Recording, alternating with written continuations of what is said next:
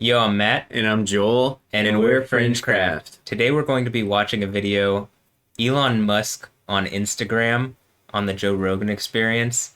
And this video is Joe Rogan talking to Elon Musk about the mental health and maybe social hazards related to Instagram and other social media.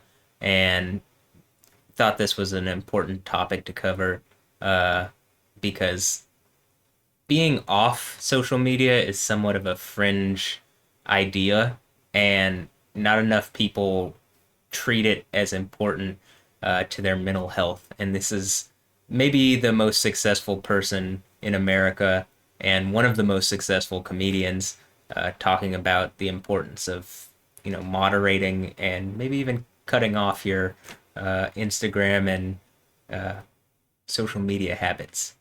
Yeah, guys. So we'll leave a link to the video below. Uh, you can check out the video if you click the link and like their video. Make sure to like and comment on our video and subscribe to the channel if you haven't already. Thanks for watching, guys. All right, let's get into the video. If whether or not our ultimate goal is to give birth to some new thing, and that's why we're so obsessed with technology, because it's not like this technology is really, I mean, it's certainly enhancing our lives in a certain way, but ultimately, is it making people happier right now? Most technology, I would say no. In fact, you and I were talking about social media before this, about just not having Instagram on your phone and not dealing, and you feel better. Yes, I think that one of the issues with social media that's been pointed out by many people is that I think maybe particularly Instagram, people look like they have a much better life than they really do. Right. So By design. yeah, people are posting pictures of when they're really happy. They're modifying those pictures to be better looking. Even if they're not modifying the pictures, they're at least selecting the pictures for the best lighting, the best angle. So people basically seem they're way better looking than they basically really are. Right. And they're way happier seeming than they really are. So if you look at everyone on Instagram, you might think, man, there are all these happy, beautiful people, and I'm not that good looking, and I'm not happy. So I must suck, and that's going to make people sad. So when in fact, those people you think are super happy, actually not that happy. Some of them are really depressed. They're very sad. Some of the happiest seeming people, actually some of the saddest people in reality. And nobody looks good all the time. It doesn't matter who you are. No. It's not even something you should want. Why do you Yeah. want to look great all the time? Yeah, exactly. So I think things like that can make people quite sad. Well, you just by basically- comparison, because you just sort of people generally think of themselves relative to others. We are constantly rebaselining our expectations. And you can see this, say, if you watch some show like Naked and Afraid, or if you just go and try living in the woods by yourself for a while, and you'll learn that civilization is quite great. Like, he's basically saying, like, we as society and people, especially modern society, like, assess our situation based off the situations of the others that we see in the media around us. And the most popular form of that these days is social media. So, there's all these influencers whose literal job it is to take pictures of themselves and look good and market things, essentially. At this point, that's what a lot of social media influencers Yeah. do.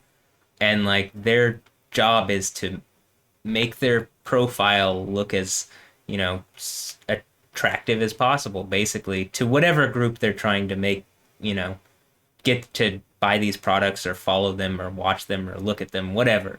And it's just unreasonable to think that the average person is going to continually have like a highlight reel reality or life all the time. And you can get into these like bad mental states if you're just constantly looking at this stuff and saying like, I don't even compare to that at all.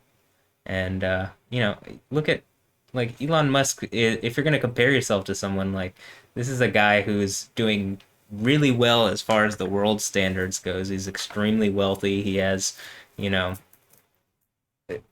a what is it? A model, singer, wife, whatever. He's beautiful. Yeah, and like he's a good-looking dude. I mean, he's not the worst looking dude. And he's part of what he seems to have going for him though is he like enjoys what he enjoys and he does the things that he wants. Like He has a level-headed take on reality for a guy with $200 billion. exactly. That's kind of what I'm getting at. And he gets a lot of flack for stuff, but I think he's a pretty reasonable person actually. I mean, at least in certain aspects of like how he looks at things. So, okay, let's Let's let him finish his keep thought. watching.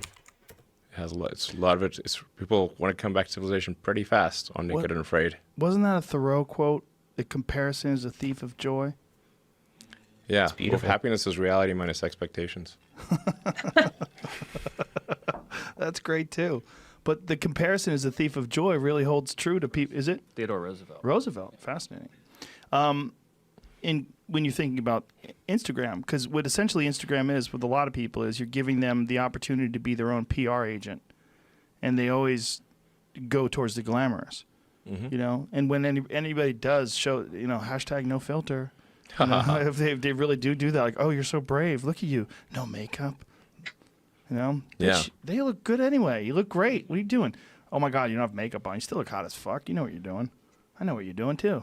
They're letting you know, and then they're feeding off that comment section. Ooh, just a little sitting there like it's a fresh stream of love. Like you're getting right up to the source as it comes out of the earth, and you're sucking that A lot of sweet emojis. love water. Emojis. Yeah, A lot of Weird. emojis. My concern is not so much what Instagram is that I didn't think that people had the need for this or the expectation for some sort of technology that allows them to constantly get love and adulation from strangers and comments and this ability to project this sort of distorted version of who you really are. But I worry about where it goes.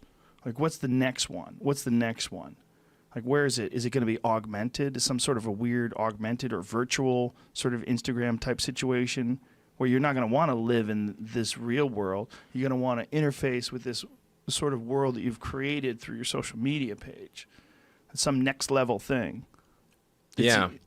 Go live in the simulation. Yeah, I mean, In the simulation. some Ready Player One type shit that's real. That seems, we have that HTC Vive here, and I've only done it a couple times, quite honestly, because it kind of freaks me. What a moment to cut off there. Well, But- I mean, I like his. I was literally about to say Ready Player One when he said it. So I mean, it's a lot like that. It's like kind of a self-imposed matrix. Is like almost where we're headed, and like people almost seem to want it, And there's this desire again to like get, like he's saying, love and adulation from strangers on the internet. And I think a lot of it. One of the reasons we were looking at this is because of AI, and we were looking up Elon Musk's thoughts on AI. And, this is kind of related to that because a lot of the way and tricks that these programs use are based on AI and algorithms, like figuring out what you like and like keeping you hooked on the app and like showing you the people that it thinks like you like, whose love and adulation, like say 100 people like your thing. It might not show you every 100 or notify you, but it will show you the people who you are most likely to appreciate this, their feedback and their, endorphins to the brain that them hitting the like button is going to give you. And that's something that's, that AI is learning and is only going to get better at doing. And we're going to cover some more AI stuff here. Joel's, I would say, an expert in AI, so we'll look more into that and figure out, what is really going on with this AI-based future that we're headed to. And the feedback loops that AI can create in your brain, and it's something else. Instagram is one particular animal that can completely change your perceptions. Yeah, I agree. And I think it's, it's maybe healthy. Like, I try to have you know, I've had one, not had one, and like my thought on it now is like I use it as more of like an experiment. Like I post transformation like over time and try to be artistic in a way that's like, you know, not to be what's the gaudy or full of myself, but in a way that's like not just trying to get feedback from whatever, but to have like to be able to look back on this and say like, oh, that's an interesting like flow of images over a time period that like might tell a story. Yeah, Anyway, I get that. Yeah, for Uh, sure. so all right, well, if you found that interesting, you know, comment what you thought about it and give us a like and subscribe. And there's more content on the way, especially in the wheelhouse of AI. So, all right, I've been Matt, And I'm Joel, and and we're we're FringeCraft. FringeCraft. See you guys. Later.